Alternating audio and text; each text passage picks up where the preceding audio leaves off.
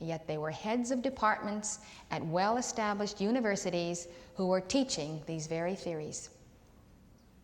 Unbelievable, but it's happening today. Unbelievable, look at the policies that govern this nation.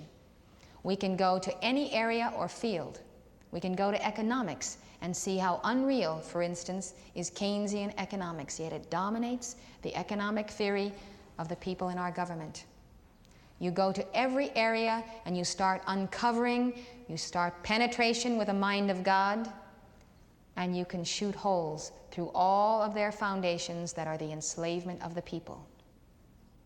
So gird up the loins of your minds, because this is where you must become sharp, know your subject, study it well, study their arguments, study the facts, and be ready to deliver the word in the midst of any discussion or controversy, and let people's arguments fall, and let them fall on their faces with them, and then help pick them up and realign them with a Christ consciousness. The notion that there existed a superior race crystallized in the consciousness of modern men with the publication of Darwin's Origin of Species.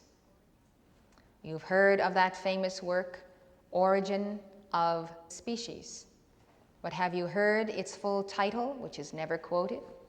The title of the book is On the Origin of Species by Means of Natural Selection or the Preservation of the Favored Races in the Struggle for Life. They've simply conveniently dropped the end of the title, which reveals the purpose of the book. The very purpose of the book was to show scientifically that it is necessary to preserve the favored races in the struggle for life. 1859 is the date of that work. You need to know it. It's a permanent date you recognize, because the publication of Darwin's work changed the course of modern thinking concerning how man evolved. The impact of it cannot be overestimated. His theories seem to reawaken in the Nephilim their ancient pattern of ruling as the gods over men. Karl Marx was so impressed by Darwin's work, he wanted to dedicate one of the editions of Das Kapital to Darwin. Darwin, however, refused. What Darwin's theory does not take into account is the acceleration of evolution through the cross-breeding of Homo erectus with the genes of the Nephilim. Darwin's position on evolution has gaps in it, as scientists will say, but they will tell you that further investigation and discoveries will probably narrow those gaps until we can trace the evolution of life from the simplest form to complex man. Darwin was trying to establish that there was an evolution of mankind from the ape and prior to the ape to its present manifestation. In fact, the evolution was through those various forms, but it was interrupted and accelerated by the introduction of the genes of the Nephilim, which accounts for this sudden reemergence and unexpected vigor of Homo sapiens at this inexplicably higher level of culture. 75,000 years ago, the time of deprivation at the hand of the Nephilim begins. That deprivation, as seeds of population control, was practiced because the ones they had created now had learned the art and science of biological reproduction, which gave them freedom to procreate aside from the dictates of their overlords. So when the population gets out of control, when you cannot control their birth methods, you have to inflict upon them both a philosophy and a forced control in order to maintain your status as a superior race. So the population control that we're examining today began 75,000 years ago. At least at this point, these are the most recent records available to us. Their deprivations included the misuse of weather, the manipulation of weather, which we have weather warfare today, germ warfare, which we have today, the introduction of plagues and diseases without supplying the remedies, the manipulation of crops, the manipulation of the waters, the withholding of food. You'll find in modern revolutions, the way revolutions against the light are created is by the manipulation of food.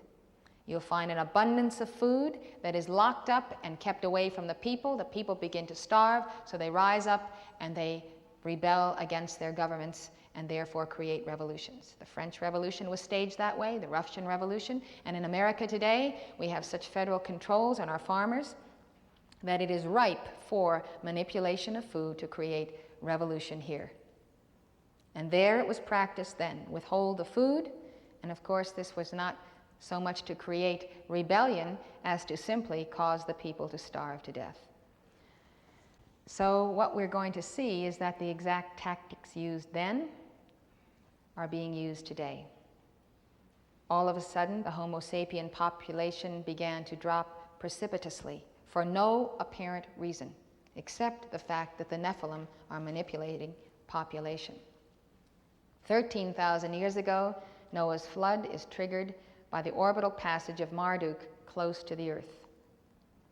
And then 11,000 years ago, the reemergence of the Homo sapien culture, and that is predicated on the theory that Enki caused the survival of Noah and his family, and therefore the multiplication and no doubt the reintroduction of now population control to cause it to multiply rather than decrease in order to now meet the needs of the fallen ones. So in any case, Darwin's theory falls apart by the very fact that there are skips in the evolution. It falls apart because he does not take into account the mechanization concept. Years ago, before that mechanization concept was dictated, and before we obviously had any awareness of this book on the 12th planet, we were teaching students who came to La Tourelle the fact that Darwin's theory, which postulates this gradual evolution to a higher state of consciousness, was an entire misstatement of the fact that in reality there had been prior golden ages. There had been then the rebellion against Almighty God by the children of the light. There ensued cataclysm and the fall or the descent of consciousness, so that people themselves no longer reflected the highest state of their being the offspring of God, but degenerated to very, very primitive states. So the children of the light also fell, and fell to a very low estate. Along with the children of the light, in those more primitive manifestations, there is always present the possibility of the creations of Nephilim. If they occurred 500,000 years ago, why could not they have occurred before? So there seems to be the side-by-side manifestation of similar evolutions. The children of the light did not have to fall, but they did, which put them on a par with the primitive creations of the Nephilim. So the children of the light, by their disobedience, came to a situation where they were evolving on a planet with a creation that perhaps appeared to be like themselves, but was not in any way like themselves in origin. But the children of the light would have to rise out of that condition by obedience to God and to the saviors who would come, sponsored by Sanat Kumara. And that is exactly what persists to the present hour.